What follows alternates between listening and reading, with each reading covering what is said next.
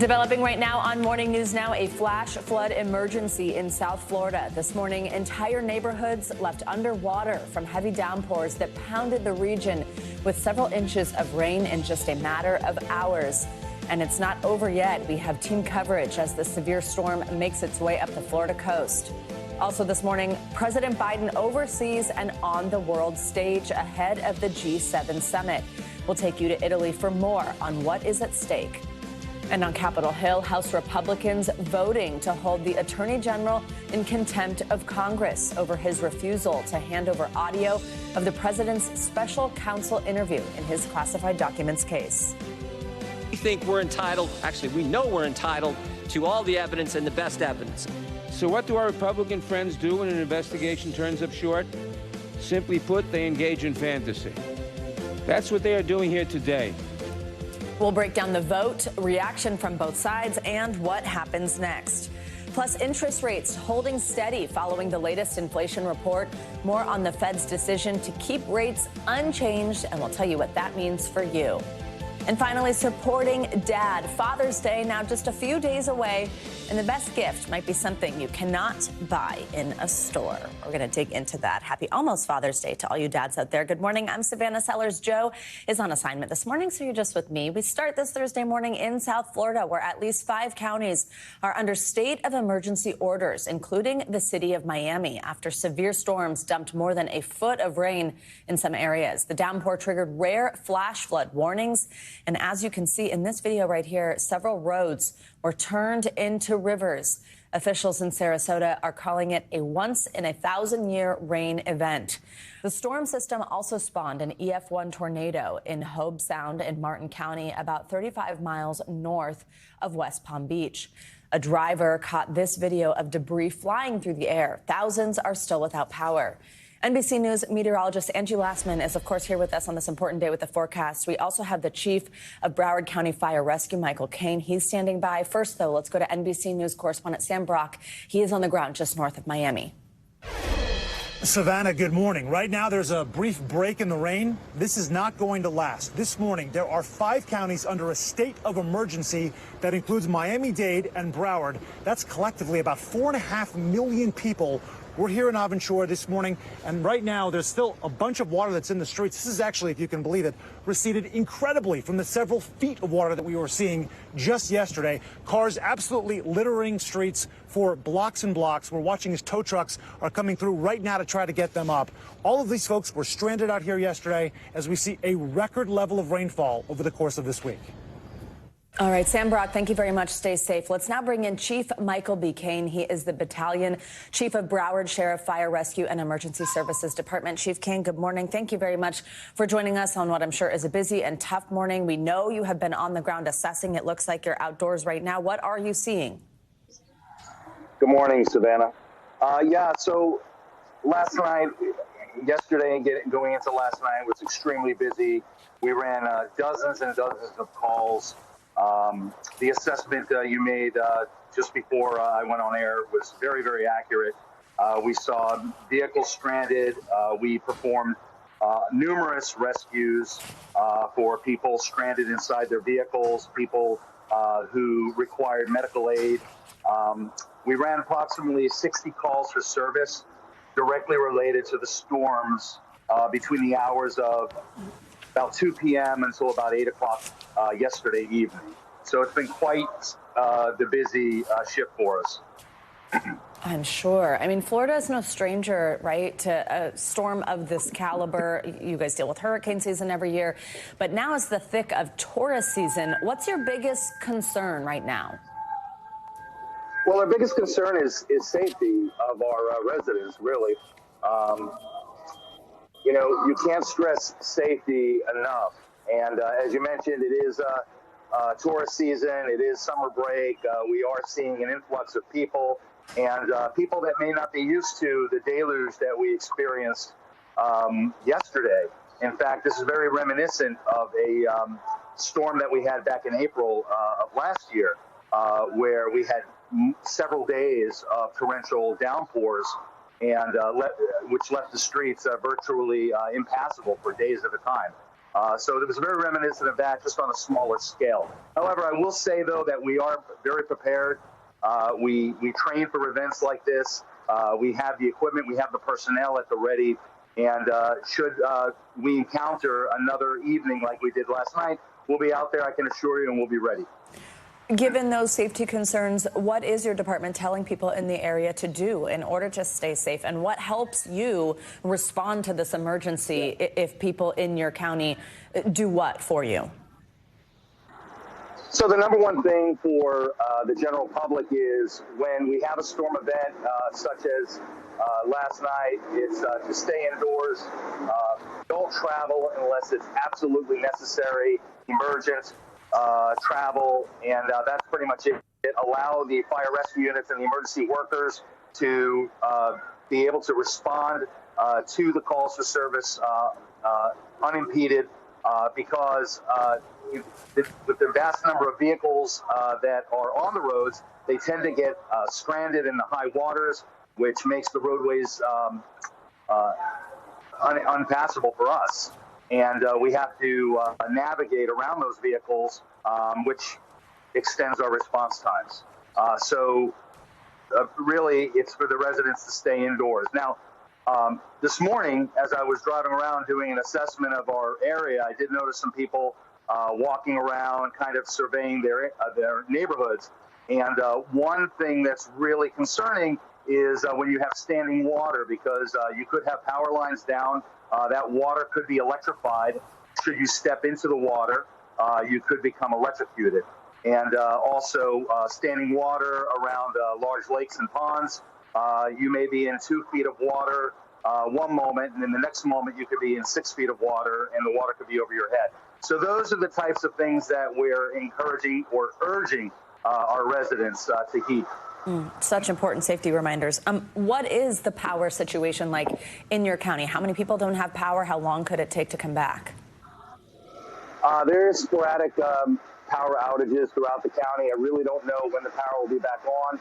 Florida Power and Light, I'm sure, has their workers working very diligently to get that power turned back on. What I can tell you is in the area in which I am now, Hallandale Beach, which was really ground zero yesterday of this event in Broward County. The power is on. I don't know of any residents in the city here that are without power. So we're very fortunate right now. The traffic lights are on and working. The roads, the water in the roadways has receded quite a bit. Coming into work this morning, the roads were very drivable in this general area. However, there are spots where there is still standing water, and roads are unpassable in some areas. Chief Michael Cain, we really appreciate you taking time on a busy morning for us. Thank you very much. Stay safe. We appreciate it. You're welcome, Savannah. Have a good day. Thank you.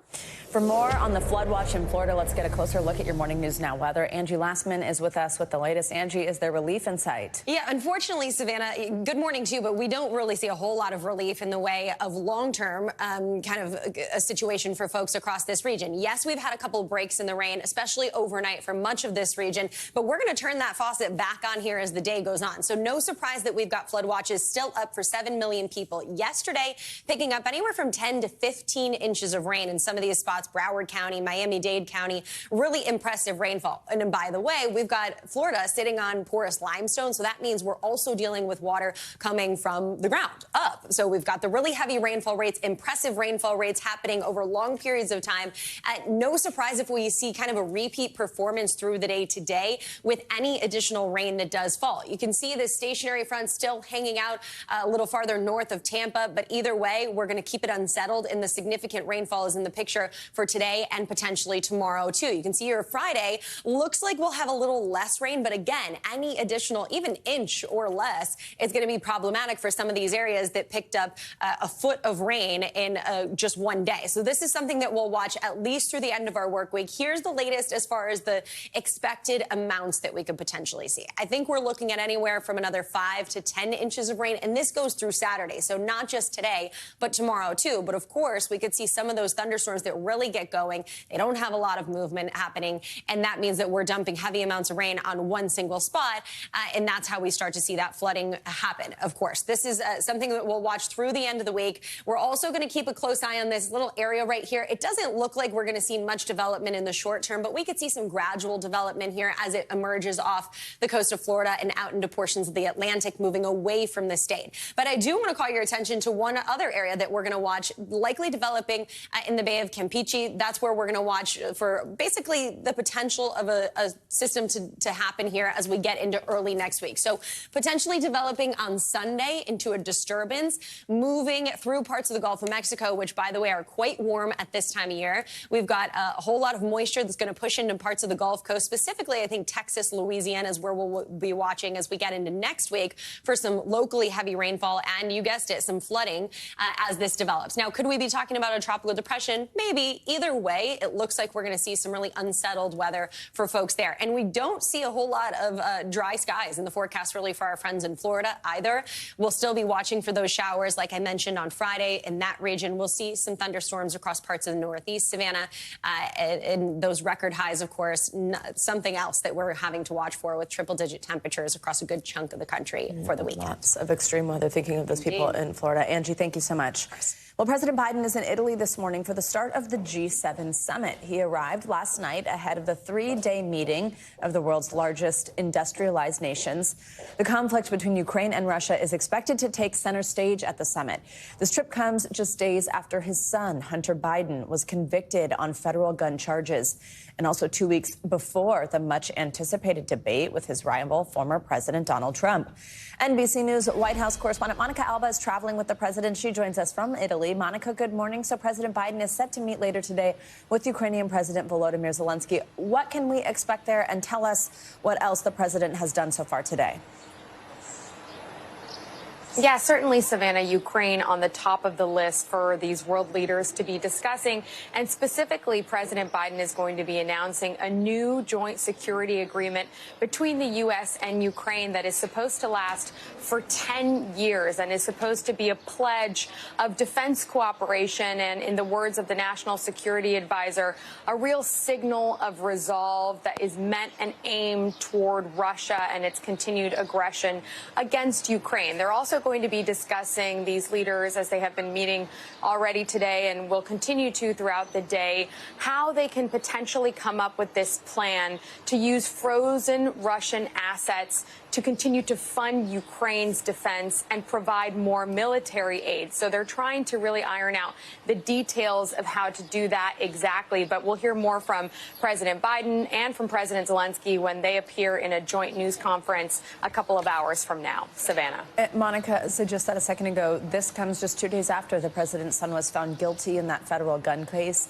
Explain to us the tone the president and first lady are trying to set by moving forward after the conviction, especially when he's immediately on the global stage at an event like this. Yeah, and we saw that he did shift his schedule on Tuesday after that verdict came in where Hunter Biden was found guilty on those 3 felony gun charges. And the president decided he wanted to go to Wilmington to briefly see his son and be with his family for some time before leaving for Italy yesterday to come to this summit. And I'm told that there were no discussions about changing this part of his schedule and the week that the president wanted to be here for all of these critical meetings. But certainly those around him concede that this has taken a real emotional toll on the president, on the first lady. But you're going to be seeing both of them incredibly busy over the next couple of days. The first lady has a very robust schedule over today, tomorrow, and Friday, where she'll be traveling to various states. And then, of course, the president is rounding out this time in Italy over the next few days after having just been in France, in Normandy, in Paris last week. So it has been a really jam-packed June where they're trying to focus on these official engagements, but certainly looming over all of it is the pain that this family is trying to navigate here. And it's one that for many years they have struggled with, and something that the president even alluded to in his statement after Hunter Biden's conviction, which is that he really does approach this as a concerned parent and a dad who loves his son and who's proud of his son. And Monica, if we look ahead to that first presidential debate in Atlanta just 2 weeks from today, how do we see the conviction playing in there? And it's something that those close to the president and his aides have been aware of would likely come around the same time. So they have certainly been factoring that into how they may approach this. But the president, because of everything we just discussed, hasn't really had that much time for debate prep. When he gets back from this trip to Italy, he actually heads straight to Los Angeles, where he has a major fundraiser with former President Obama, with George Clooney and Julia Roberts. So he's going to be a little bit focused on that this coming weekend. And then when he heads back to D.C., he has about a 10-day stretch where he is going to be hunkered down in some extensive debate prep where they will be dealing with some of this. And I think you can expect the president to simply say that he is a father who loves his son. And then certainly, of course, there is the split screen of former President Trump, who he will be facing, who was recently convicted on those 34 counts in that hush money trial. Savannah. Right. Monica, Alba, thank you very much. Safe travels. Well, this morning, frustration is growing as ceasefire negotiations between Israel and Hamas are at a standstill, with the U.S. saying that some of the demands Hamas is making are unworkable. Hamas could have answered with a single word: yes. Instead, Hamas waited nearly 2 weeks and then proposed more changes, a number of which go beyond positions that it previously taken and accepted. Blinken says that mediators would keep trying to close a deal with the help of Qatar. Meanwhile, here in the U.S., frustration over the violence is growing, with pro-Palestinian demonstrators taking over part of a building at Cal State University, Los Angeles. That protest prompted the school to order students to shelter in place. NBC News international correspondent Raf Sanchez joins us with the latest from Tel Aviv. Raf, good morning. Let's start with the latest on ceasefire negotiations. We just heard there Secretary Blinken accuse Hamas of making unacceptable demands, of not simply saying yes, as he said. What else are we hearing from the secretary, and how much wiggle room is there when it comes to reaching this deal? Savannah, good morning. We saw a frustrated but determined Secretary of State Antony Blinken speaking in Qatar yesterday. Frustrated because he said that this ceasefire proposal was presented to Hamas in late May, that it was ready to go, that if they said yes, a ceasefire could be in place by now, and instead they waited 2 weeks and sent back a whole series of changes. As you mentioned, the Secretary describing some of those changes as potentially reasonable. They could be talked through with the Israelis. He is saying that some of them are non-starters. He is saying, though, that the United States, Qatar, and Egypt, the so-called mediators in these talks, are determined to keep trying to bridge the gaps, that they will be going back and forth between Israel and Hamas in the coming days, trying to see if those new Hamas demands can be satisfied and if some of them can be pushed back to try to get this to something that is also acceptable to the Israelis. Now, Blinken did not go into detail about what those changes were that Hamas is seeking, but a source familiar with the talks tells NBC News that Hamas is looking for a firm timeline for when Israeli forces will withdraw from Gaza, and it is not at all clear that that is a commitment that Israel is prepared to make. Remember, centrist members of the Israeli government resigned from the war cabinet last week. So it is now Netanyahu and his far-right allies who are making up the bulk of the Israeli government. Those far-right ministers are deeply opposed to this ceasefire deal. So it is not clear at this stage if these are gaps that can be bridged. Savannah. Raf, I do want to ask about the potential here. I know we've been focusing a lot on these ceasefire negotiations, but just other things that are going on that kind of stoke that concern again about this broadening rather than coming to an end. Yesterday, Iranian-backed Hezbollah fired over 200 rockets at Israel. That was following an Israeli strike that killed a Hezbollah commander. I know you were actually there when some of those rockets were fired and then intercepted. Talk us through that experience and also where we are at with the concern that this could widen, this war could take up more of the region. Yeah, Savannah, so this was one of the biggest Hezbollah rocket barrages that we have seen in these 8 months of war. All day yesterday, the skies over northern Israel filled with smoke. You had sirens going off. You had people running to bomb shelters. Some of these Hezbollah rockets fell in open areas. They started big fires, and our team was in one of those fields. We were looking at some of that fire damage when we heard interceptions nearby, and I want to just show you what that moment was like. We're seeing more interceptions now over the skies of northern Israel as a fresh barrage of Hezbollah rockets comes in. So you can hear just the enormous roar of those interceptor missiles streaking overhead to bring those Hezbollah rockets down. There were no casualties reported in northern Israel as a result of those rocket barrages. But the fear here is that a full-scale war between Israel and Hezbollah has the potential to be devastating. Savannah. All right, Ross Sanchez, thank you very much. Well, as we have continued to report, the war in Gaza is stoking tensions here in the U.S. A series of recent anti-Semitic incidents here in New York City has leaders sounding the alarm. Red paint was splashed on the home of a Jewish museum director. And pro-Palestinian groups have been slammed for protesting outside an art exhibit honoring the lives lost on October 7th. NBC News correspondent Valerie Castro has more.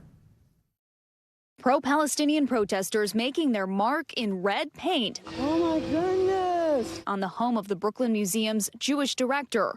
The latest incident in escalating tensions over the Israel-Hamas war playing out in New York City. I think it's terrible. I don't think it's an effective way to deal with a problem. The vandalism condemned by New York Governor Kathy Hochul, calling it an abhorrent act of anti-Semitism. In recent weeks, protesters taking to the subways, defacing train cars, and seemingly trying to intimidate riders. In Manhattan, a pro-Palestinian crowd gathered outside the Nova Music Festival exhibition, a display recalling the deadly terror attack on Israel and those who were killed or taken hostage on October 7th. Organizers of the protest had called for a day of rage in response to Israel's raid on the Nuseirat refugee camp, during which 4 Israeli hostages were freed and 274 Palestinians were killed. Protesters waved Hezbollah and Hamas flags. At other protests, they carried banners reading, "Long live October 7th." And one person even yelled, he wishes, a quote, Hitler was still here. These are reprehensible and vile comments. New York Representative Alexandria Ocasio-Cortez describing the protest as atrocious anti-Semitism, but the group claiming responsibility for the demonstration within our lifetime, saying it reiterates the call for sustained action against any institution facilitating or justifying the genocide of the Palestinian people, including the Nova exhibition. The city continuing to make arrests while trying to quell any violence. Since October 8th, the NYPD has made more than 2,850 arrests at Israeli Gaza protests alone. Our thanks to Valerie Castro for that report. In an effort to keep Jewish citizens safe, the NYPD is now stepping up patrols at events and synagogues around the city. Let's turn now to Capitol Hill, where the Republican-controlled House has voted to hold Attorney General Merrick Garland in contempt of Congress. This escalation of the fight between Garland and the GOP comes after the AG refused the Republican demand that he hand over audio of President Biden's interview by the special counsel investigating his handling of classified documents. NBC News Capitol Hill correspondent Ali Vitale joins us with the latest. Ali, good morning. So the vote was close, 216 to 207. One Republican joined Democrats in voting no. Tell us more about the numbers here, about this vote, what happened, but also remind us the details of the issue at hand. Why won't he turn those tapes over? A very close vote yesterday, Savannah, and one Republican voting against his party with Democrats not to hold the Attorney General in contempt. His explanation for this, an interesting one. He says he's a former prosecutor himself, and he said, I cannot in good conscience support a resolution that would further politicize our judicial system to score political points. He went on to say the American people expect Congress to work for them and prioritize good governance, calling this enough is enough. The House Speaker for for his part, told us last night in the immediate minutes after the vote that this was an example of the House doing its job. And at the heart of this matter here, Savannah, is the congressional committees who want the Attorney General to turn over an audio recording of an interview that President Biden did with Special Counsel Robert Hur. That was over his handling of classified documents. You'll remember Hur decided not to press charges. In this case, the House committees already have the transcripts. What they're trying to get is the audio. The White House and the DOJ have both said they're exerting executive privilege over the audio piece of that. Allie, this vote now makes Merrick Garland just the third attorney general to be held in contempt of Congress, joining Bill Barr, joining Eric Holder. President Biden and his administration invoked executive privilege, as you just said, in refusing to hand this over. So ultimately, and when you mentioned that the one Republican who did join Democrats was a prosecutor, is it unlikely that he will be prosecuted? Is this more symbolic of an effort? What do we think about that? And then also tell us the response here from the Attorney General. This is a political message, at least from House Republicans. One of the chairmen who's at the center of the requests for the audio, Congressman Jim Jordan, told us yesterday he thinks that this could end up in court, maybe, but we do not expect the Department of Justice to begin pursuing anything around this, in part because we saw the Attorney General on Capitol Hill in recent days. He said he respects the idea of contempt, but he won't be intimidated. You see him then echoing those sentiments in the immediate aftermath of this vote, saying in a statement that I'll read to you, calling it deeply disappointing, in their words, that the House of Representatives has turned a serious congressional authority into a partisan weapon. They say that today's vote, which was last night, disregards the constitutional separation of powers, the Justice Department's need to protect its investigations, and the substantial amount of information we have provided to the committees. Again, we should underscore the audio that they want is already in transcript form, and the special counsel has already testified before Congress on these matters. Allie, before I let you go, I do want to ask you about something that happened yesterday. Several people arrested at the congressional baseball game for charity. This is after protesters stormed the field. It's an annual event. It is well attended by members of Congress. What happened here? Annual event, we always see the members take to the field, Republicans playing Democrats at Nats Park. What we also usually see here, though, are protesters who try to make a moment of it at the congressional baseball game, having the attention of all of those lawmakers. Certainly yesterday was no exception, as you see some of the signs that were there about fossil fuels, all of these climate related. In part, they were protesting some of the sponsors of the events, but also taking to the field, running through, Capitol Police having to arrest several protesters, pausing the game, at least before Republicans could continue trouncing the Democrats. I'm sure we'll hear about that from lawmakers today. I'm sure you'll let us know. Allie Vitale, thank you so much. There's much more to come here on Morning News Now. Later this hour, in our best interest, the Fed announcing it is keeping those rates unchanged. More on the decision and what it could mean for your wallet. Up first, after the break, backlash at the border, the new lawsuit against the Biden administration over a temporary ban on asylum seekers. We'll be right back. We are back with a new legal battle brewing at the U.S.-Mexico border. Some U.S. immigrants' rights groups are suing the Biden administration just 1 week after the president issued a temporary ban on asylum seekers. Those groups claim this ban, which mirrors a Trump-era policy, violates the U.S. asylum law. NBC News Homeland Security correspondent Julia Ainsley has the details. So it's now been a little over a week since the president signed that executive order into action. We're already getting some glimpses of how it's playing out on the border. In some cases, there's been a small success. We've seen a 25% drop in the number of migrants crossing the border illegally, down from 4,000 a day last week to just a little under 3,000 per day on Tuesday, according to CBP sources. Now we are understanding, though, that they're still releasing migrants into the United States, which goes against what the White House said this policy would do. Take a listen. New evidence migrants who cross the border illegally are still being released into the U.S. by border agents, 1 week after President Biden signed an executive action suspending their entry. If they choose to come without permission and against the law, they'll be restricted from receiving asylum and staying in the United States. But NBC News has learned Border Patrol is still releasing many migrants into the U.S. who crossed illegally to pursue asylum claims. A senior DHS official tells NBC News those releases have dropped by more than half, but are still happening because agents don't have enough space to detain the large numbers of arriving migrants. An internal memo to Border Patrol agents in San Diego directs agents there to release migrants into the United States unless they are from these 8 countries.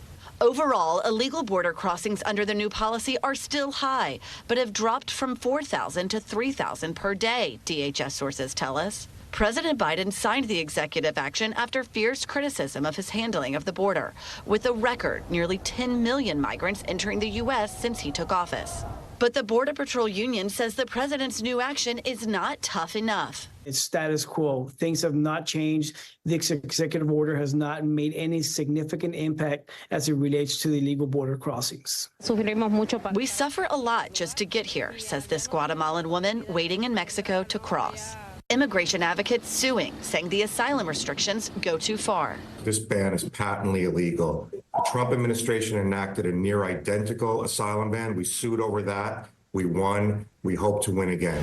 And a senior DHS official argues it's too soon to judge the new policy's effectiveness. They say they need more help from Congress to increase immigrant detention and do more deportation flights.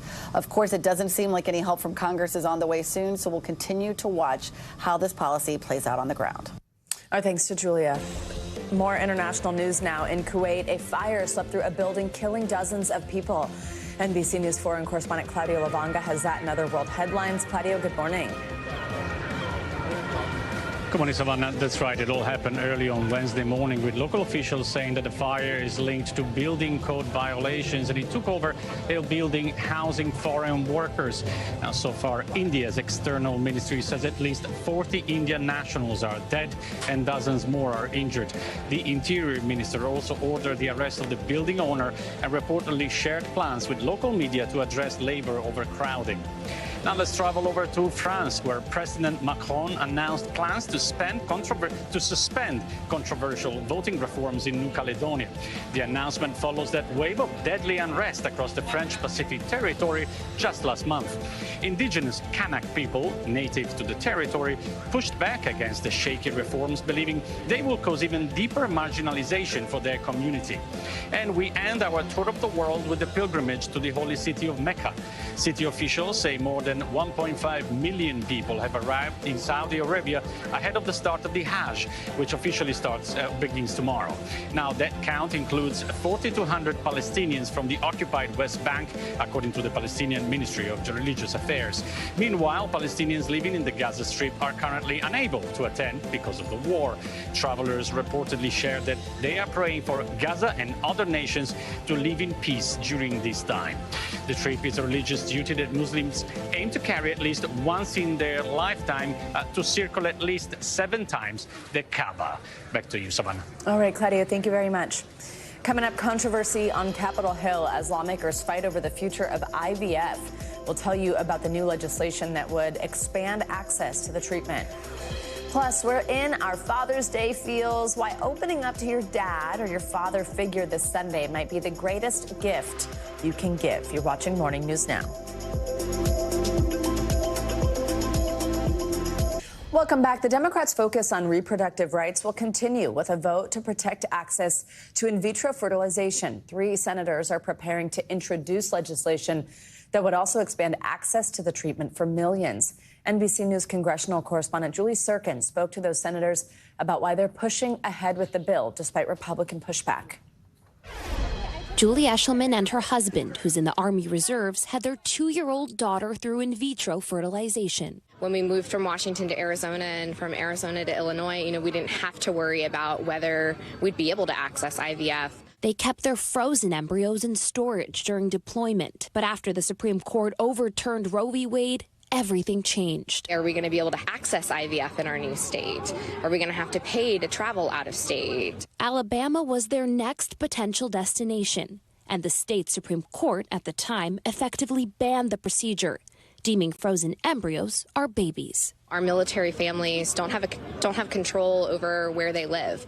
IVF restarted in the state, but not before causing a political firestorm, making access to the procedure a key issue. That's why a trio of Democratic senators pushed for a vote to protect the procedure nationally and broaden eligibility for service members. For Tammy Duckworth, it's personal. I struggled for 10 years post my deployment to Iraq trying to start a family, and it was only through the miracle of IVF that I have my 2 little girls.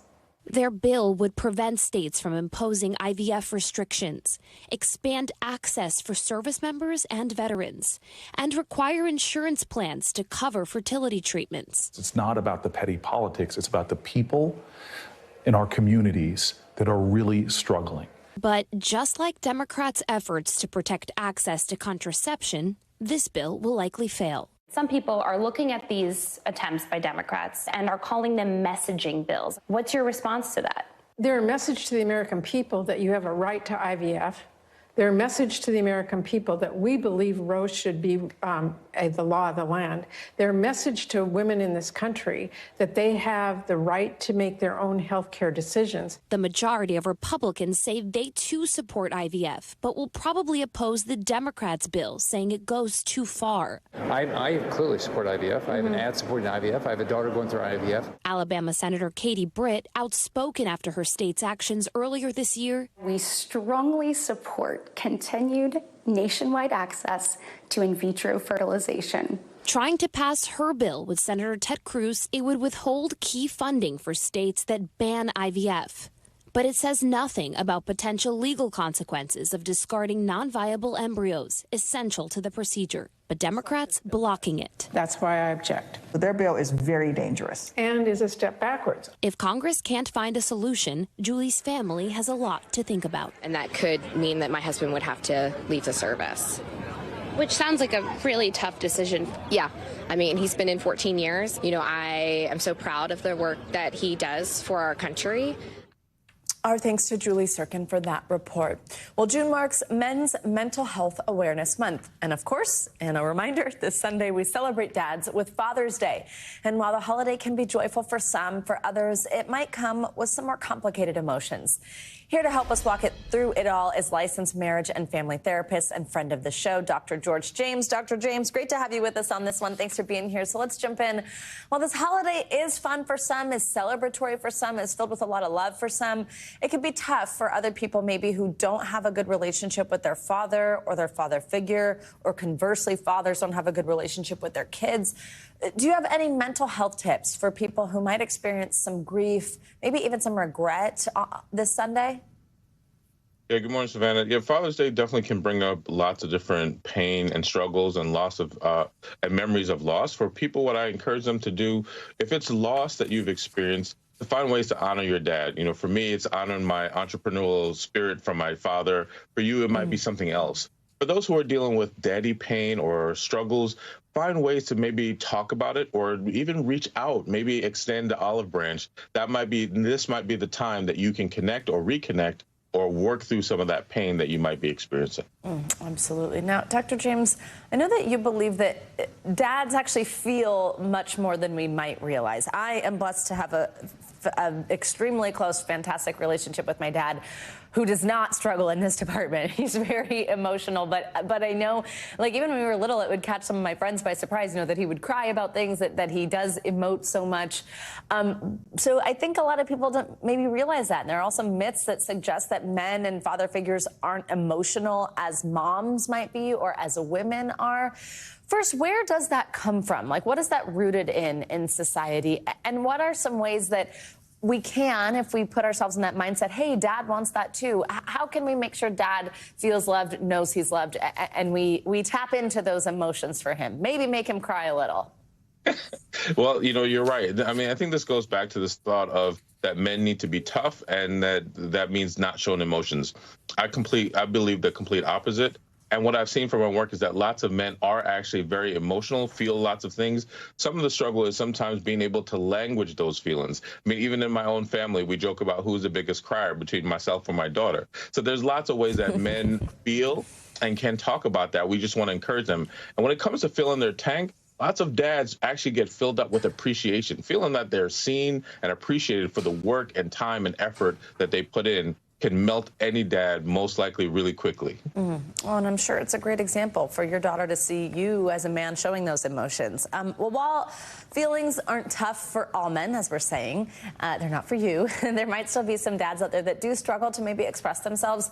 Are there some alternative ways we can show less sentimental or expressive dads, let's say, that we love them this year, maybe help them kind of connect in that way? Yeah, first to the dads out there, I've already said that we feel more than people realize. So I encourage dads to share your feelings. We have a way to go, but I've seen so many dads, so many men really increase in this, their vulnerability, their openness, their willingness to go to therapy. And if you're a child, maybe check in with your dad. Even if you feel like dad is okay, check in. Hey, dad, are you okay? Or can we talk? Do you want to get some help or support? They might even need help finding the therapist or going to the therapy appointment. But if you do that, I think that can really make dad feel special, feel seen, feel heard. And for all the fathers, uncles, coaches, and everyone out there, happy Father's Day. Dr. George James, thank you very much for joining us. A really good conversation this morning, and a special happy Father's Day to you from all of us here at Morning News Now. We always love when you join us. Thank you so much. Glad to be here. Coming up, interest rates holding steady, at least for now. When we come back, one of our favorite financial experts, one half of our economic dream team, Caleb Silver, is here to break down the decision by the Fed. I'm sorry we don't have your bobblehead graphic. We're going to tell you how it affects you and what we can expect for the rest of the year. This is Morning News Now. Welcome back. The Federal Reserve is holding steady. The central bank announced it is not making any changes to interest rates, keeping that number at approximately 5.5%. It comes just a day after the May inflation report showed signs of cooling down, outperforming what some experts had predicted for last month. Let's bring in our friend Caleb Silver to break this down for us, editor-in-chief at Investopedia. Of course, Caleb, good morning. So, okay, let's talk through this. This is sort of what you expected, right? Absolutely. In some ways. Absolutely. Is there any rush to bringing the rates down? No, because as Jerome Powell said in the press conference, we've made good progress on inflation, but we need to see more good progress. Good. So good. We're going to hold interest rates right here between 5.25% and 5.5%. So bringing rates down too quickly, and this is what the Fed's concerned about, gets inflation going again. It gets the fire going again. They are trying to bring inflation down to that 2.5% range. We learned yesterday it's at 3.3%, lowest level in 2 years, but still not where the Fed wants it. If you lower rates too quickly, you start people buying again. You start people charging things on their credit cards they can't afford. You get prices driving higher again. Then you get inflation piping back up. The Fed doesn't want that. It wants to normalize the economy. And give us a little economics lesson for people who are at home who are just like, oh my gosh, this interest rate has been so high for so long. What is going on? Isn't it time to drop it down? Why is it that inflation is so tied to the interest rates? Why is Jerome Powell watching for that number to make his decision on his number? Great question. When interest rates are high, we tend to purchase less because we have to finance things. If finance charges are high, we back away from those charges. If prices are high, you have to raise interest rates to cool people from purchasing. You got to cool purchasing down. What Fed Chair Powell said yesterday was that even though inflation has been coming down slowly, the rate of growth has been coming down slowly, the purchasing power of households has been deteriorating over the last couple of years. Why? Everything's more expensive and our financing charges are more expensive. This is this delicate balance. If you have a 30-year fixed mortgage, you're trying to get one of those right now, 7% still. 6-year car loan, 7.5%. Credit card APRs, 25%. These are super high right now. The flip side, Savannah, is that if you're saving money and it's in the bank at 4.5%, 5%, you're loving this. What would it take for interest rates to come down this year? And what did we learn about that signal for the rest of the year? Yeah, we learned that the Fed is probably going to only lower rates one time this year, if at all, and only a quarter point. So what's it going to take? A slowdown in the economy. So be careful what you wish for, because the Fed only cuts rates when it needs to jumpstart the economy. Next year, though, it's looking out into 2025. We'll probably get a couple of rate cuts. Look for interest rates to be between 4% and 5%. And then 2026, that's the big year. Look for interest rates in the 2 to 3% range. Money's going to get cheaper over the next couple of years. We just have to wait until the economy cools and normalizes a little bit. This has been a long road. We got a ways to go still. One of the things that, of course, suffers when interest rates are this high is the housing market. People, especially first-time homebuyers, can't get in at those rates. It makes it so that people are selling their houses for less than they really want to be because people are going to have to pay that interest rate. It just messes everything up, slows that down. If they were to drop interest rates, of course, that you'd probably start to see that spike. The housing market just jumps again. Isn't that something that we want? How does that play in here? Yeah, in a way, just jump-starting the housing market is going to get the economy going. It's going to get some spending going at Lowe's and Home Depot, and contractors are going to get to work. All that is good, but what it does absolutely is drive prices up again, and that just pipes inflation up here on the housing market, and the Fed's going to have to cool it down again. So it wants to bring overall prices down, especially shelter prices, which are up some 20% in the last 3 years. As soon as those cool, you're going to see interest rates come down and the housing market's going to pop wide open. When the 30-year fix goes below 6%, the housing market goes on fire, and that's probably what's going to happen next year. As a new homeowner can confirm, well, first can confirm the interest is painful, but lots of Home Depot and Lowe's for sure. My husband has pretty much moved in. Caleb Silver, thank you so much. Great to have you here. Well, let's stay on your wallet. Tesla shareholders might vote to pay billions to CEO Elon Musk. CNBC's Silvana Henao has that and other money headlines for us this morning. Hey, Silvana. Hey, Savannah, good morning to you. So Tesla shareholders are voting whether to approve a $56 billion pay package for CEO Elon Musk, which would be the largest in corporate history. The results will be announced at Tesla's annual meeting this afternoon. On X, Musk says the proposal is passing by a wide margin. The pay package, which was approved by the board in 2018, was rejected by a Delaware judge this year who said Musk had too much influence over the process. Tesla's board says Musk deserves the package because Tesla hit all its financial targets. Musk still faces a legal battle to convince a judge to uphold the shareholder vote. Sony Pictures is buying Alamo Drafthouse. That is the nation's 7th largest theater chain.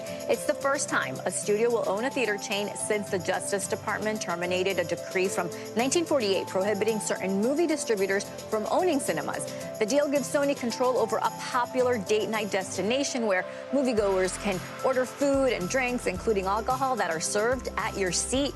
Alamo has locations in 25 metro areas and more than 10 million visitors a year. And shares of GameStop looking to bounce back today after the sell-off in the stock intensified late yesterday. The action coming around the same time there was a spike in trading volume in call options allegedly owned by Keith Gill, a.k.a. Roaring Kitty, who helped spark the meme stock frenzy in 2021. Now, it is unclear if it's really Gill behind the large volume spike, but options traders say he could be involved given he has such a large position in those contracts, Savannah. All right, Silvana, thank you so much. Sure. Well, coming up, pure pandemonium. When we return, we will take you to China, where a few pairs of pandas are getting prepped to head to their new homes here in the U.S. How the iconic bears could help smooth ties between the two countries. We are back with a story that is sure to put a smile on your face. Some U.S. zoos are getting ready for the arrival of a couple pairs of pandas from China this year. It's all part of an effort to smooth tensions between the two nations. But what is life like for these gentle giants halfway across the world? NBC News International correspondent Janice Mackey-Frayer has a behind-the-scenes look at where these bears are raised. Janice, this is a fun one. Good morning.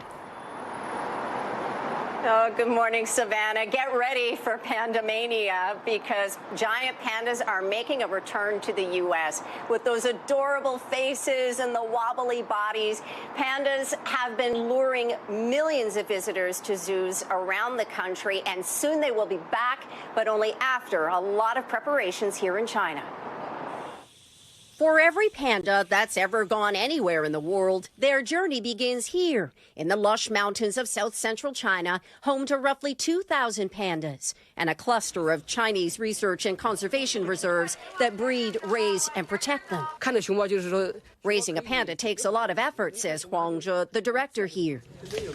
China has a monopoly on the iconic bears, and strained relations between the U.S. and China had panda fans worried this sort of literal soft diplomacy might be over. Then a surprise announcement from China about new envoys of friendship. So with pairs of pandas teed up for San Diego and Washington, D.C. this year, our NBC team was invited to get a glimpse at what happens before, like deciding which pandas are right for the job, a process that balances genetics, health, and personality. Between 2 and 5 years old, he says. At this age, they have a stronger ability to adapt to new environments. Breeding pandas in captivity is a challenge, experts say. Panda newborns are tiny, about the size of a stick of butter. They grow to 200 pounds or more, some a lot more. Scientists here are using AI to identify a panda's traits, to be able to tell who's who in the zoo. You see how they use their hands to hold their food, says keeper Zhao Lanlan. It's very human-like and pretty adorable. As for expat pandas who were raised on American soil, leaving the U.S. and moving to China can be an adjustment.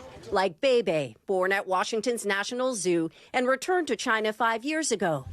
And Mei Shang, a San Diego native whose Chinese name means born in the USA. Mei Shang adapted quickly, says expert Luo Bo, and immediately loved the bamboo here. In most cases, it takes a month for a returning panda to adapt to food and climate. The celebrity status part of it, that's second nature. As your panda reporter, we're being told that the pair of pandas heading to San Diego are currently in quarantine here in China, meaning their departure for California could be coming up very soon. Savannah. Oh, as someone who grew up with the world-famous San Diego Zoo, I can confirm this is very exciting. Janice, thank you so much. Well, that's going to do it for this hour of Morning News Now, but don't go anywhere because the news continues right now.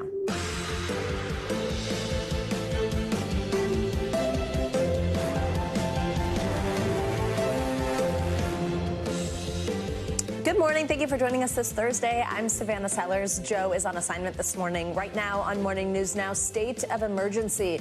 Millions in Florida are under flood watches this morning as Mother Nature hammers the Sunshine State with severe storms that have dropped several feet of rain in some communities. Fort Lauderdale's airport seeing more than 7 inches of rain in just 6 hours. And the wild weather is not over yet. Our Angie Lastman is tracking it all coming up. Also this morning, a high-stakes meeting abroad as President Biden joins world leaders at the G7 summit in Italy. The president laying out fresh sanctions against Russia while penning a new security agreement with Ukraine. We'll bring you Savannah Guthrie's conversation with Secretary of State Antony Blinken on the state of play. We're also watching your wallet on this Thursday morning. In the face of cooling inflation, the Federal Reserve is opting to keep interest rates right where they are. But could a cut be in the cards in the near future? We're digging into Chair Jay Powell's latest outlook in just a moment. And this morning, we're remembering a legend on the court, LA's own Jerry West, dead at 86. The tributes pouring in from the world of basketball and beyond. We are going to start this morning, though, in South Florida, where at least 5 counties are under state of emergency orders after a string of storms drenched parts of the state with more than a foot of rain. The downpour triggered flash flood emergencies, with roads looking like rivers. Some stranded motorists were forced to push their cars to safety. NBC News correspondent Sam Brock is in Miami-Dade County and spoke to some of the people there. Well, South Florida this morning is waking up a lot drier for now, but it's not expected to last. 5 counties right now are under a state of emergency that includes Miami-Dade and Broward counties, which collectively have about 4.5 million people. Now, here in Aventura, there were hundreds that were stalled out yesterday and stranded. Look over my shoulder at this cluster of cars. That right there is representative of a whole number of blocks all over this area. We've been watching this morning as tow trucks have come in and tried to move some of them. Moving forward, residents here are just trying to deal right now with another record rainfall. A weekday washout across South Florida, unleashing life-threatening flash flooding over hundreds of miles. This is the most water we ever had in my neighborhood. Dumping more than a foot of rain from Fort Lauderdale to Aventura. That's where this man climbed out of a window of his car to push his vehicle through a lagoon. Nearby, 21-year-old Gracia Fay describing how she felt driving a car she just bought through the high waters. Got anxious, stressed, everything. The return of tropical moisture across the region spawning a water spout off Miami Beach, while an EF1 tornado ripped through Martin County, cutting off Jupiter Island. The chaos from storms and flooding on full display on Miami's iconic A1A. While some drivers were trapped and others pulled over to get out of harm's way. How would you describe the conditions right now? Very bad. Horrible. Getting anywhere seemed to require wading through murky water, even inside of a mall parking lot. It's too much. Like, it's at least half my calf was underwater. The rising water that transformed roads into rivers, shutting down a stretch of I-95 for some time and bringing multiple airports in the state to a standstill. I'm going to miss all my connection flight, and I'm stuck here. At one point, Fort Lauderdale's airport saw 6.5 inches of rain in 6 hours as hundreds of flights across the state were delayed or canceled. All of this coming on the heels of a record-breaking rainfall striking Sarasota Tuesday. More than 8 inches falling in 3 hours near the downtown area. That represents a once-in-a-thousand-year rainfall event. Some of the toughest news right now is that the areas that were hit the worst yesterday, northern Miami-Dade County, where we are, up to southern Broward, they are the same areas that are in the bullseye for today, which is to say, it's not going to take much to trigger yet another flash flood emergency. In Aventura, Sam Brock, NBC News. All right, Sam, thank you. Well, for the latest on those heavy rains and flooding in Florida, let's check in with meteorologist Angie Lassman.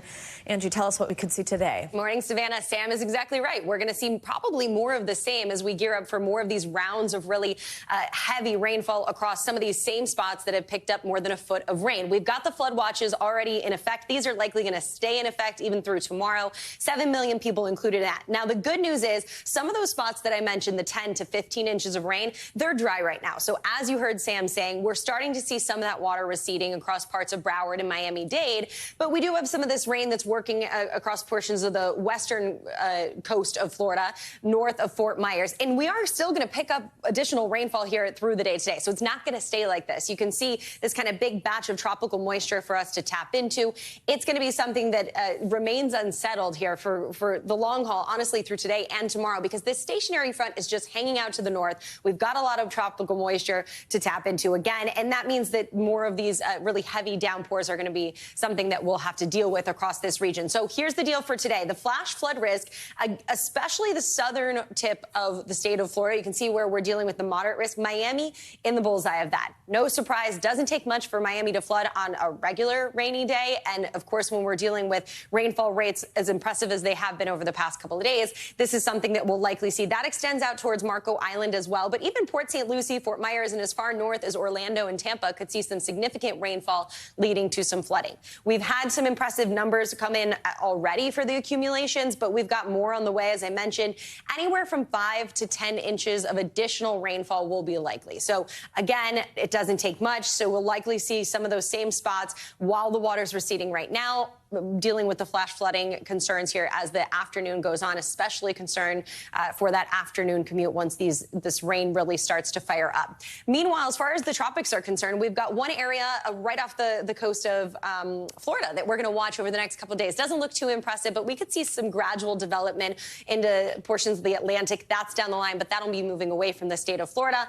We do, though, have one other area that's likely to develop. It's kind of just a little unsettled weather in the Bay of Campeche here. As we get through the next couple of days, we'll see that likely develop and bring us the potential for maybe a tropical depression. We'll see. But either way, Sunday is when we're likely to see that disturbance develop. And it's going to bring some heavy rain to the Gulf Coast, Savannah. Monday and Tuesday, Texas, Louisiana could be seeing some of that, accompanied by the heavy rainfall. Of course, will be flooding for folks there. All right. Well, you're helping people stay safe. Thank you so much, Angie. Well, President Biden is in Italy today for the start of the G7 summit. The 3-day gathering of world leaders comes amid the ongoing conflicts in Ukraine and Gaza. The Biden administration is expanding sanctions against Russia while also signing a new security deal with Ukraine. NBC News senior White House correspondent Gabe Gutierrez has the latest from Italy. This summit is bringing together leaders facing upheaval at home, with elections this week ushering in hard-right parties across Europe. For President Biden, it is a critical test on the world stage. This morning, President Biden meeting with world leaders in Italy during the high-stakes G7 summit. Wars in Ukraine and Gaza intensify. The White House and other leaders trying to send a strong message to Russia, the group planning to use frozen Russian assets to lend money to Ukraine. And the U.S. is expanding its sanctions against Russia, targeting banks from other countries such as China that do business with the Kremlin, also announcing a 10-year security agreement with Ukraine.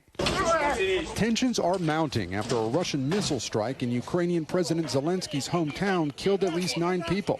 And in a Cold War parallel, Russian warships arrived in a show of force off the coast of Cuba, just 90 miles from the U.S. We, of course, take it seriously, but these exercises don't pose a threat to the United States. All this as the U.S. tries to broker a ceasefire deal in the Israel-Hamas war.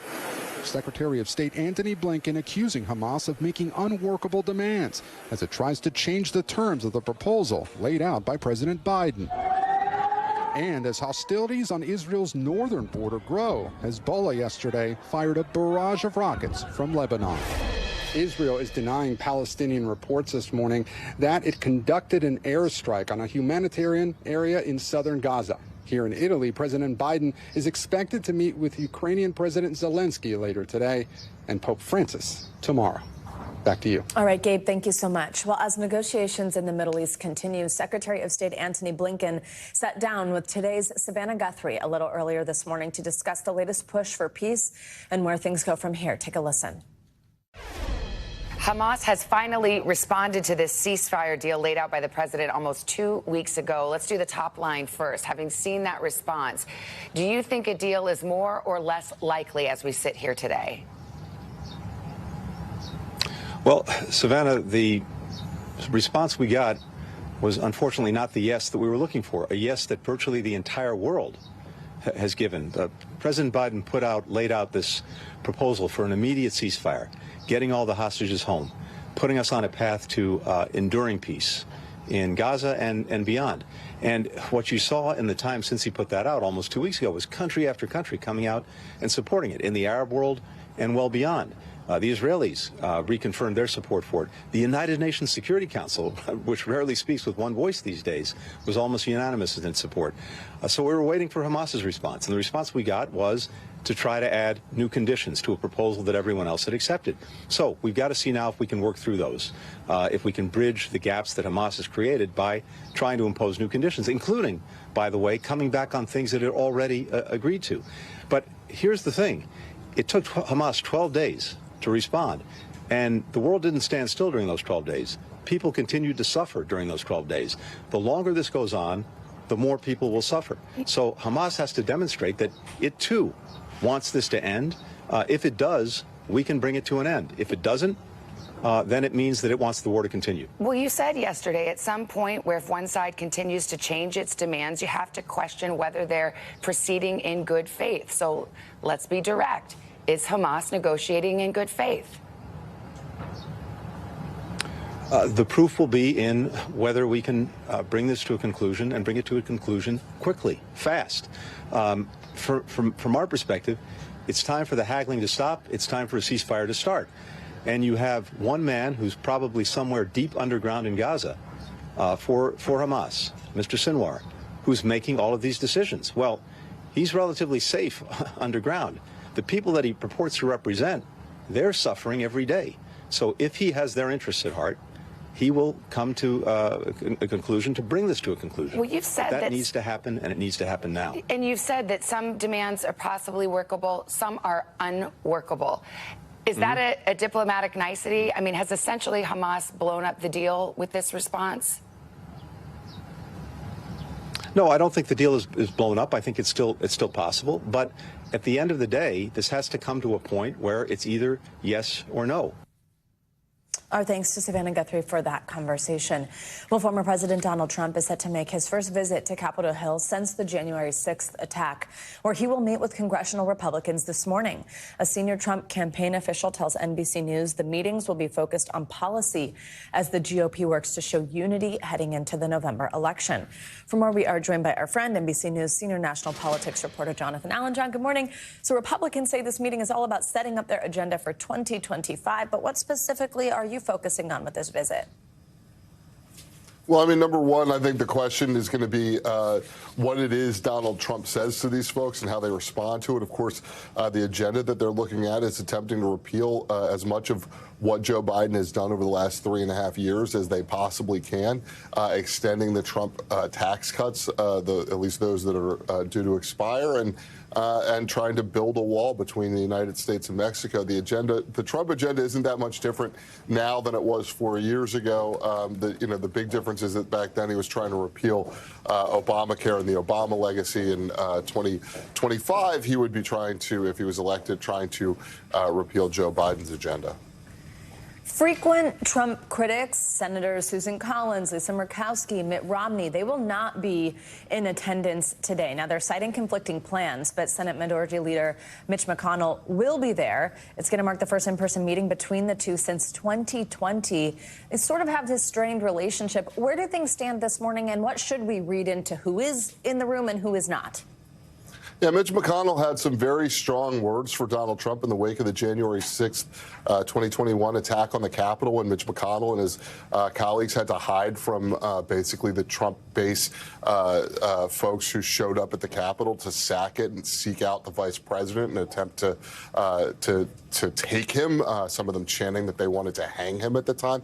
That had strained the relationship between McConnell and Trump, not just January 6th, but of course McConnell having harsh words for Trump. But since then, Mitch McConnell has taken a little bit of a different view. I think we've got some sound to listen to. You know, I said 3 years ago, right after the Capitol was attacked, that I would support our nominee, regardless of who it was, including him. I've said earlier this year, I support him. He's been earned the nomination by the voters all across the country. And of course, I'll be at the meeting tomorrow. So you hear it there that Mitch McConnell would support any Republican nominee. Donald Trump is that nominee. Doesn't matter to McConnell whether whether Trump supporters attack the Capitol or according to him, really anything else. That's I guess understandably partisan for McConnell. He has been a leader of the Republican Party for a long time, but certainly is at odds with what he sounded like in the immediate aftermath of that attack. John, let's talk Democrats. I know that they're working on these sort of counter plans to a potential second Trump presidency. How is that shaping up? Yeah, we're mostly going to see from Democrats today is an attempt to get into the news cycle with some sort of gimmicks, following Trump around Washington with a moving billboard talking about January 6th. But really what's going on within the Democratic Party right now is an attempt to do better messaging and to get the message out on what President Biden plans to do about the economy. It doesn't take a genius to look at polls from the last several months, from the last several years, from really all of time in which there have been surveys done to know that the economy is foremost in voters' minds, and that's what Democrats are going to try to aim their message to. All right, John Allen, thank you very much. Well, now let's get to the economy, where new data shows inflation is cooling a bit, but that was not enough for the Federal Reserve to take its foot off the brake. The agency keeping interest rates steady, at least for now. Will we see those rates drop anytime soon is the big question. NBC News senior business correspondent Christine Romans joins us with more. Christine, good morning. Good morning. So this was, I guess to say somewhat expected, but I think if we just peel back, what we're always all talking about, right. People at home are like, okay, I'm hearing inflation's a little bit better. I'm so tired of these interest rates. Why are they not coming down? Because I think the Fed really needs to be convinced that inflation has been vanquished, because affordability and high prices have been the real problem for American families for a couple of years. The Fed does not want to take its foot off the brake too soon here. But we are seeing progress on the inflation front. So I think that's really important to note here. What we did learn, it was an expected decision, but we learned a lot. I know a lot more now about what policymakers think about the economy. For example, job market still very strong, and the U.S. growth still much better than the rest of the world. The Fed now penciling in just one rate cut this year. That could be maybe in September. Maybe not, and a few more rate cuts next year. So this higher for longer mantra that you've been hearing about, keeping interest rates higher for longer, we're still there. What does this mean for people right now who are spending, who are putting summer trips on credit cards, and certainly people trying to buy a house, things like that? I think we're in a new phase of the inflation fight, and I think that's interesting. So if you're going to go traveling this summer, for example, gas prices are down. You're seeing airfares down. If you are somebody who's borrowing money, borrowing is more expensive. You want to avoid tacking on new credit card debt at 20% interest.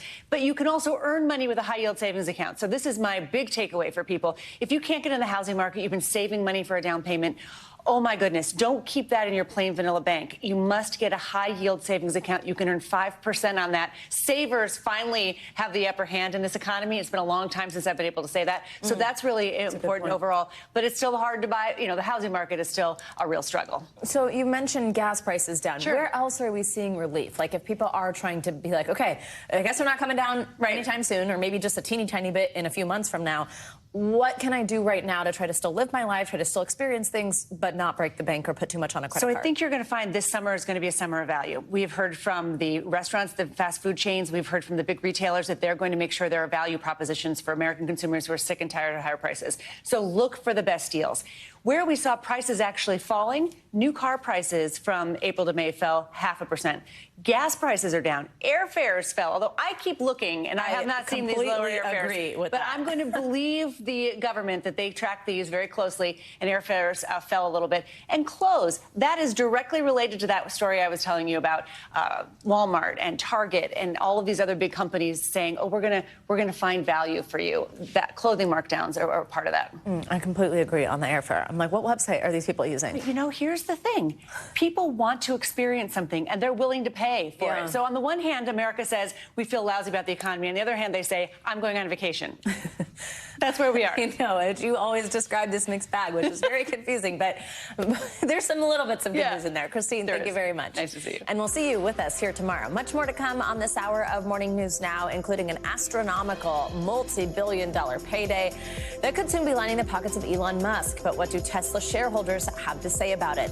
After the break, though, the family of slain soap opera star Johnny Wacker now calling on LA police to do more to find his killer. We will bring you the latest on the ongoing investigation. All that is up next. We are back with the investigation into the murder of soap opera star Johnny Wacker. His family is now calling on local officials to do more to find the person responsible for his death. NBC News correspondent Morgan Chesky has the details. Hey guys, good morning. And Wacker's family tells me that they have been absolutely touched by the outpouring of support following Johnny's death. And it's now been 19 days since the soap opera star was shot and killed in downtown Los Angeles. And police have yet to name any suspects. But his family is remaining confident. And they're now leading calls to find the killer in his case. Frustrated family and friends of Johnny Wacker renewing calls for more to be done to find the soap star's killer. As law enforcement officials say, the investigation is very active, with officers exploring multiple leads. They will be caught. They will be found. They will be tried. We're going to be here for that. Wacker's younger brother Grant speaking out. How would you describe the past 3 weeks since Johnny's death? Just doesn't feel real yet. For me personally, it's just been a lot of anger, sadness, and just like an empty numbness too. The 37-year-old actor, best known for his role on General Hospital, was fatally shot last month in downtown Los Angeles after he interrupted 3 suspects while police say they were stealing his car's catalytic converter. It was then police say one of the suspects shot Wacker in the chest without provocation.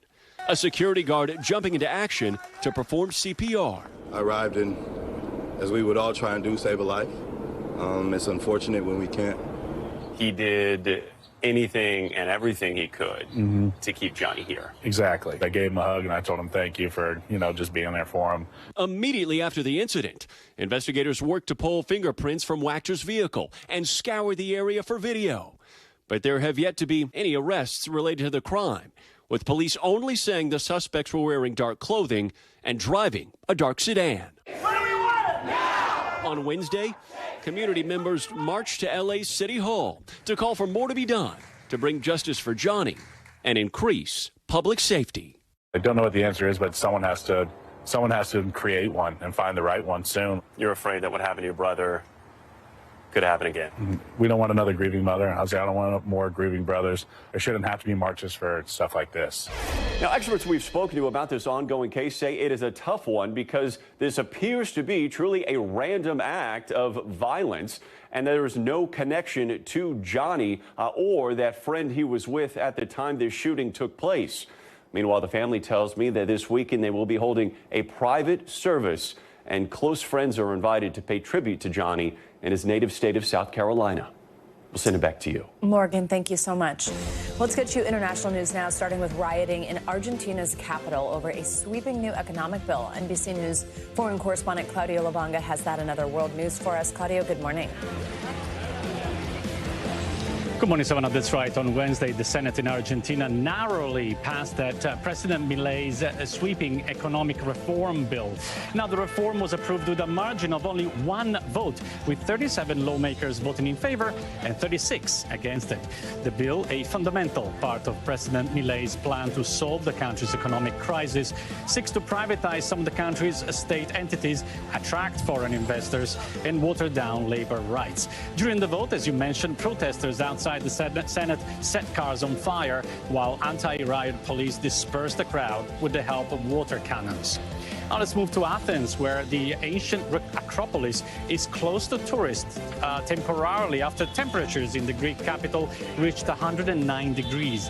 The heat wave forced authorities to also close primary schools and nurseries across the country, at least through today. Greece is one of several countries across the Mediterranean where temperatures soared due to southerly wind bringing hot air and dust from Africa. And let's end this tour of the world in Dublin, where an unwitting news reporter interviewed one of the guests evacuated from a hotel after a fire broke out there without realizing he was Henry Winkler, the legendary Fonzie from Happy Days. The reporter probably figured he was not interviewing a typical man in the street, where Winkler used a hilarious character voice to imitate a hotel employee who told him to evacuate.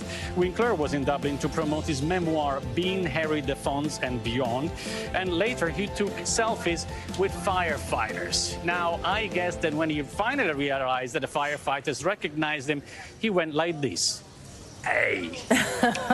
Back to you, Savannah. Thank you for that, Claudio. That did not come out well. I see what you're doing.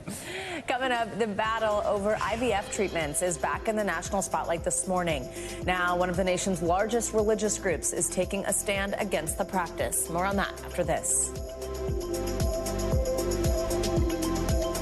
Welcome back. The Oklahoma Supreme Court has dismissed a civil lawsuit from the remaining Tulsa Massacre survivors over how the city handled what many consider to be one of the worst single acts of violence against Black people in America.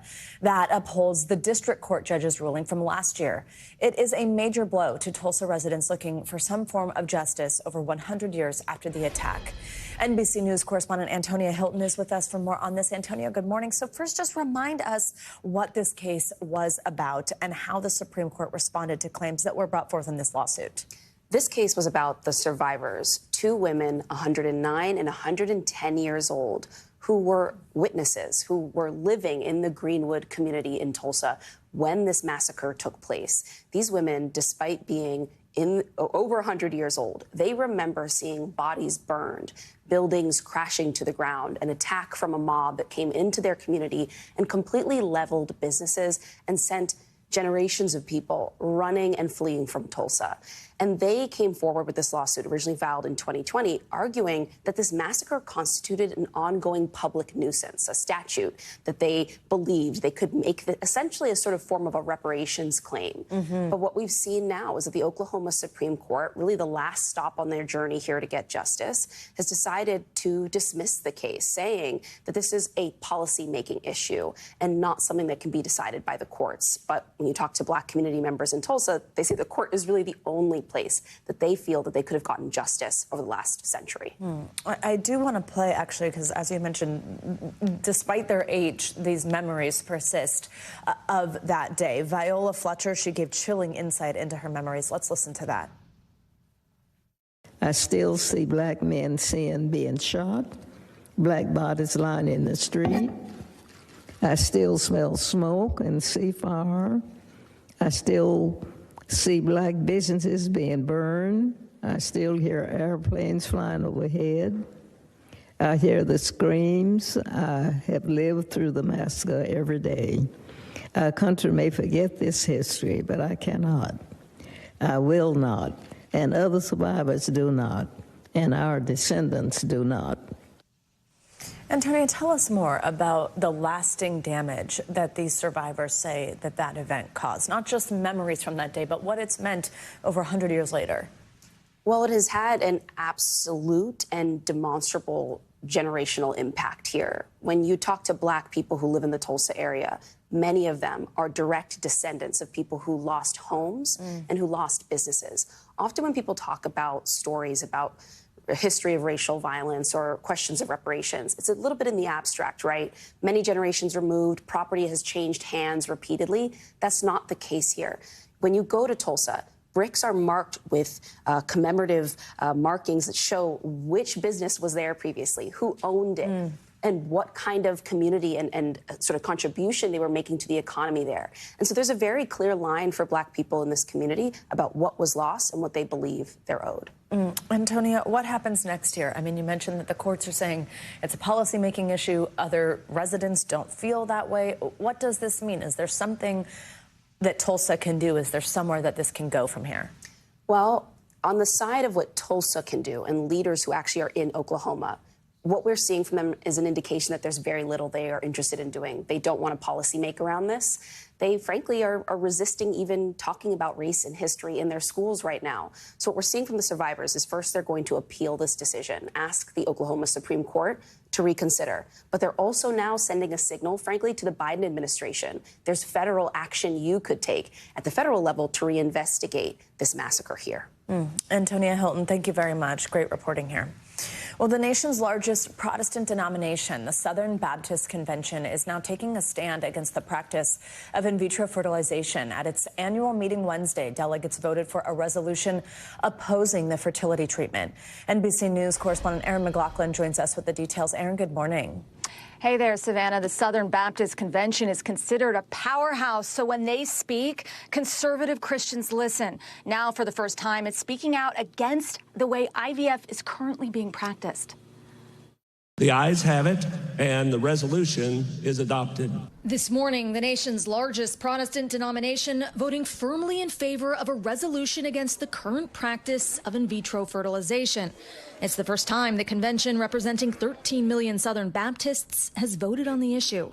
Dangers that come from mishandling or abusing these kinds of things would not be considered ethical by us. Dr. Albert Mohler helped draft the resolution. IVF has been around for decades. Why now? Well, the catalyst was undoubtedly the decision by the Alabama State Supreme Court. Sometimes there's a catalyst that all of a sudden helps to awaken the Christian conscience on these issues. The resolution, which received about 60% of the delegate votes, supporting a decision in February by Alabama's Supreme Court, which ruled embryos are considered children. This resolution affirms that, correct?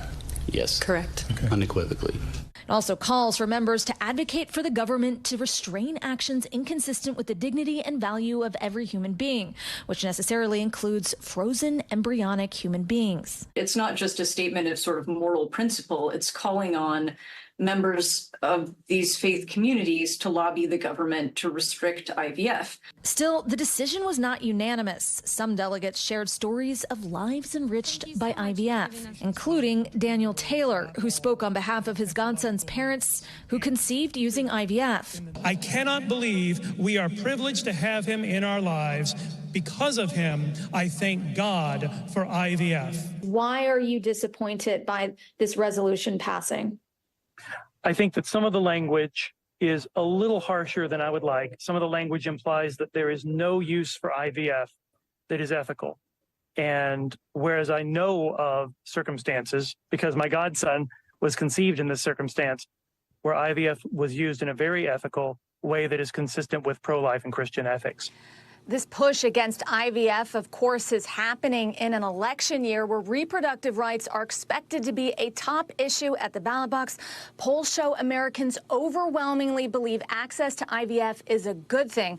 Later today, Senate Democrats are expected to force a vote to enshrine IVF protections, but a majority of Republicans are expected to block the legislation, calling it politically motivated.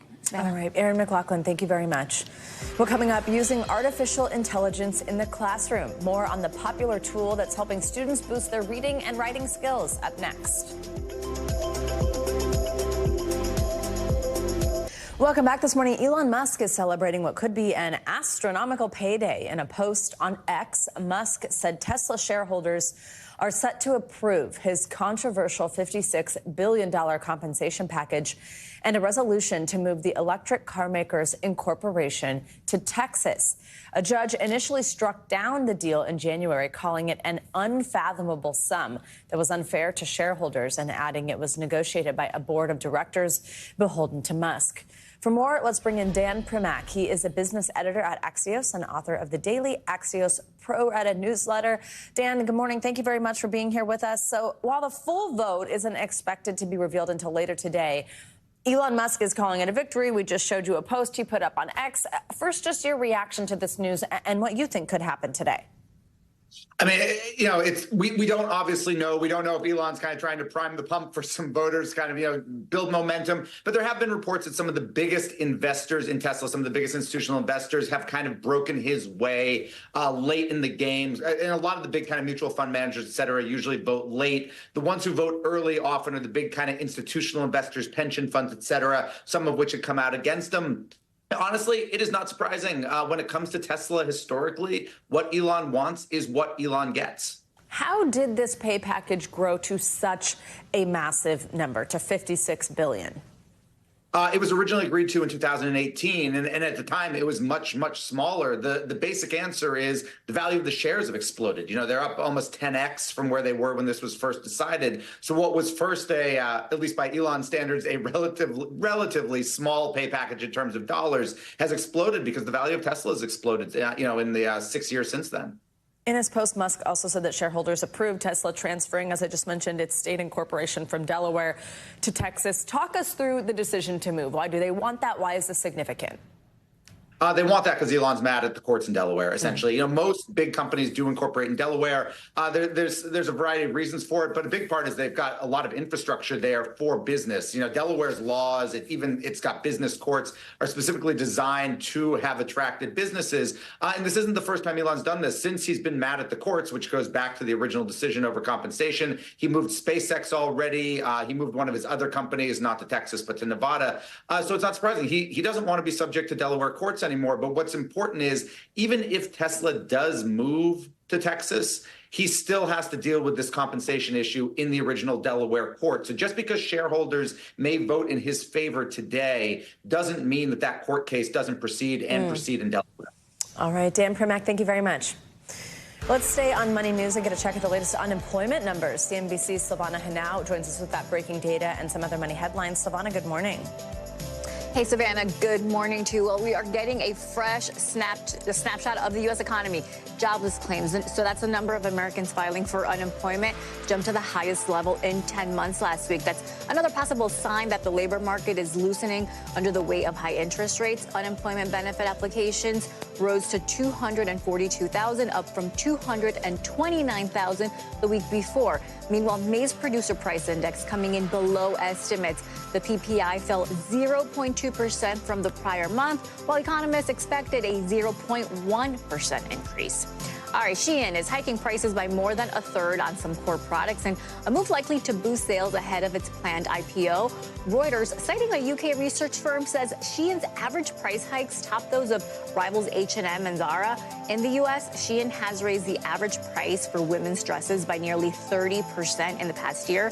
The biggest increase is in footwear, with an average pair of shoes selling for about $41. Experts say Shein wants to show it can sell more higher-priced products as it reportedly gets set to go public.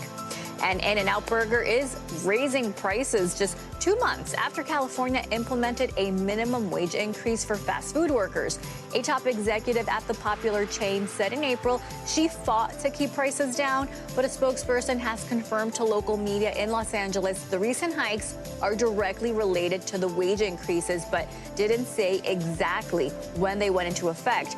A double-double combo in LA now costs $11.44. That's up 76 cents from last year, Savannah. Yeah, that top executive is the president, and that was in an interview with me where she said, I'm going to keep them down, but blaming that minimum wage. There you have it. Silvana, thank you. Well, while the national rate for a 30-year fixed mortgage is still well over 7%, homeowners and first-time home buyers are now struggling with a new challenge when it comes to affordability. NBC News business and data correspondent Brian Chung explains how the climbing cost of home insurance is putting a dent in wallets across the country. Well, news for your wallet as the Federal Reserve, the nation's central bank, decided not to cut interest rates on Wednesday. They held them steady where they are, which is relatively elevated, meaning your credit card rates, your mortgage rates, and your auto loan rates are likely to remain high as they are right now. The Federal Reserve doing this after they saw some inflation data on Wednesday morning showing that the pace of inflation did cool in this country. Prices rose at 3.3% between May of this year and May of last year. But one big cost for many Americans, the cost of home ownership, specifically home insurance. Teron Joyner is a single mom of 3 living in Atlanta. When she bought her home in 2020, she thought her low mortgage rate would keep her monthly payments down. But water damage from severe winter storms led to 2 insurance claims, and the event planner wasn't prepared for what came next. I did expect for my rates to go up, but I did not expect to be dropped. She scrambled for a new policy only to find rates skyrocketing. Her premium going up from $1,200 to more than $5,700 a year with her new provider. To get penalized for just being a customer who needed help, it just felt, I don't know, like a little bit of a betrayal. She's had to cut back her spending and pick up more freelance work on the side as a graphic designer. When I started reaching out to people like, hey, I'm back in the business, like this is what I'm doing, you know, if you need something, just so you trying can cover to like this homeowner's insurance premium. just trying to like brace myself. The costs of owning and maintaining a home have soared, up 26% since 2020, according to one analysis. And home insurance is a major piece. That's up 20%. One of the reasons, climate change. Last year, the United States had a record 28 separate weather and climate disasters costing at least $1 billion, with insurance companies losing money in 16 states. And now many insurers are dropping customers from their policies, sometimes leaving entire states, and not just ones on the coast. We've never seen anything close to this. Even in Iowa, a place that doesn't get hard hit by hurricanes or wildfires. These last 5 years have been more difficult because of hail, tornado, wind, and other factors that are not weather related. In Atlanta, Joyner says she and the kids are happy in their home, but it hurts when she looks at the bills. Do you regret purchasing this home? Or? There are times where I feel that way, yes. The cost of living at risk of becoming too much to bear. And news for your wallet as the Federal Reserve opted on Wednesday not to cut interest rates. They chose not to do so after getting some inflation data showing that the pace of price increases in this country did slow to 3.3% on a yearly basis in the month of May. Now, things did get more expensive, albeit at a slower pace than they did in the month of April. But one thing that is certainly getting more expensive is the cost of home ownership, more specifically, homeowners insurance. All right, Brian, thank you so much. We are now going to take a look at how artificial intelligence is changing the way kids learn, especially in underserved schools. Across the country, a popular tool is using AI to help students improve their reading and writing skills while still making them do all the work. NBC News Now anchor Kate Snow took a look. Hey there, we all know that AI can be a scary term for a lot of people right now. So many parents and teachers worry about students using AI programs like ChatGPT to cut corners. But we went to a high school here in New York to see how teachers are using a different kind of AI tool that's already become a game changer in classrooms. At New York's Bronx Academy of Letters, students are learning to become better readers and writers with help from Quill, a free online tool powered by AI. It helps me improve every day that I use it. It gives me the challenge to keep going. In this 11th grade English class, today we're going to take a look at one text in particular, right? Animal Farm. Teacher Kate Authrenreath has her students do in-class activities on Quill. Kids log on to the website on their laptops and choose from different learning tools, including reading for evidence. They read a passage and then construct 3 different sentences. And as they type those responses, Quill will then give them feedback and say, hey, we noticed that a comma was out of place. Try again. And it's happening really fast. Really fast. Faster than you could get around. 100%, yes. It's something I would go home, I'd grade, I'd look, but this is immediate. Quill's founder, Peter Galt, says that immediate feedback is critical. So the AI, Quill, is helping correct what the student's doing. We're really pushing the student. We're putting the thinking on the student to say, okay, keep revising. So when you write this response, Quill says, nice work. Saving teachers time and helping students become stronger writers. The feedback is actually great. It's so detailed, and it tells you like exactly what you need to do. Behind the scenes at Quill, a team of former teachers is manually training the AI. We write out hundreds or thousands of pieces of feedback, and then we put that into the AI, and then the AI serves that to kids. It makes the AI much more effective in being able to give kids the right supports. You say that writing is critical for every student. Yeah, we really believe writing is a superpower. Nationwide literacy is on the decline. Average reading scores among students across the board are at their lowest level in decades. Peter says Quill is trying to help kids catch up. Today, the program is used by nearly 3 million students in all 50 states. The nonprofit is now working with Google, one of its biggest funders, to develop its AI and build more advanced tools. For example, helping kids build a paragraph or building a thesis statement. But more AI in the classroom is not always welcomed by teachers. A recent Pew Research survey found 1/4 of public K-12 teachers say using AI tools like ChatGPT in education does more harm than good. There's some really great AI out there, and there's some not so great AI. When people hear AI in a classroom, they think of kids cheating. This is different. Yeah, the AI never writes for the student with Quill, that the student's always doing the writing. Kate says at first she was also hesitant. Did you have some doubts about using AI? Yeah, I mean, when I started teaching, I was using chalk and a chalkboard, and I've certainly, had to adapt quite a bit. Go to work with our reading, and I'll circulate and support. After using the program for the last year, her outlook has changed. Once I was seeing how this could help me, how this could help my students, it was just sort of a no-brainer. Do you worry that Quill will someday replace you? No, I'm not sitting in the back of the classroom with my feet up on the desk while they're doing this work. I'm going around and I'm chatting with each of the students and supporting them as a human being. AI isn't going to encourage, right, isn't going to notice if somebody's having a bad day. And so those things aren't going anywhere. You're not going anywhere. I'm not going anywhere. Kate's students are getting ready to take mandatory state exams. This will be their first time taking the test since they started using Quill, so she's really eager to see how they do. But already she says she's seen improvement in their writing, especially with grammar and spelling mistakes, which the AI is able to catch quickly. Quill says the program is saving teachers roughly 90 hours of their time per year because they don't have to individually grade every sentence every kid writes. Back to you. Really interesting. Kate Snow, thank you so much. Welcome back. Disney's live-action remake of Moana has finally found its star. Australian actress Catherine Lagaia has officially been cast as the adventurous Moana. The 17-year-old, who is Samoan, says she is honored to have an opportunity to celebrate Samoa. Well, that's going to do it for this hour of Morning News Now. Thanks for joining me this Thursday. The news continues, though, right now.